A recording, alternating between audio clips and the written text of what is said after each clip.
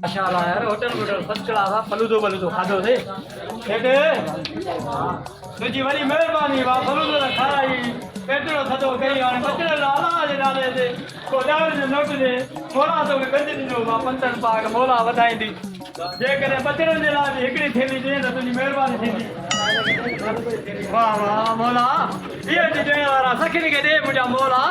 जेको अलाह जे नाले ते ॾे उनखे ॾे मुंहिंजा मोला उनखे गंज ॾे मोला ॾे फ़क़ीर खे नाले अलाह जे ॾह नोट पा मोला वधाईंदो गर्मी आहे ओॾे सेठ ते हिकिड़ो फलूदो बि खाराए ॾह नोट बि ॾिनो वाह वाह मोला अला सखी हुजनि न जेके नोट ई नोट मिलनि ईअं पोइ मोला ई त कराए असांजी अस्सलाम वालेकुम छो यार छो परेशान हो गया भला बस यार छा बुधाया तो के जिसे तो कमकार टाइम परेशान हकीकत यार अगे असा वडा न वडा जो को सखी होया बादशाह वडा सखी होया सखावत एतरी हम जो को फकीरी नो ने के मोटा ना ना होया वाह वडा वडा होया सही वाह वेठा त फर्स्ट क्लास माण्हू ॼाणा न वधी न हाणे पाकिस्तान जा मालिक वेठा भई लांती रान वञान मनाला मालिक सलाम अलैकुम वालेकुम सलाम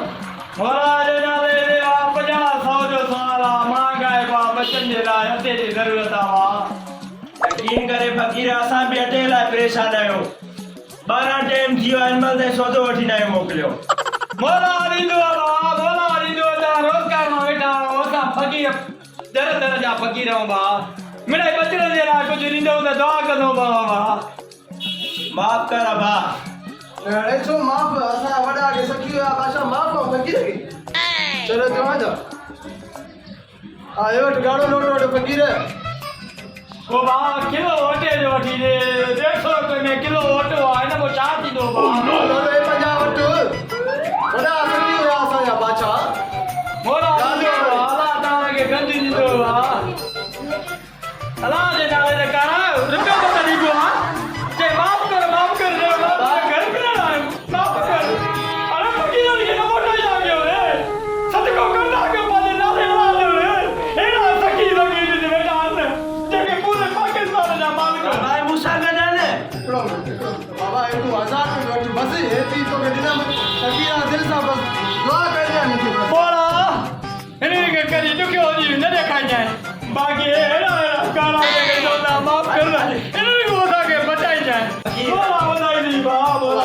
ए फकीर ने रुपया रुपया दे त बस नाए पर उहे रुपया रुपया उछलियो था दिन मुंह में अल्लाह नाले ते जेको दे कबूला ओ नो ए वाला मोबाइल दबे मन तो या Oh, no, no, no, no.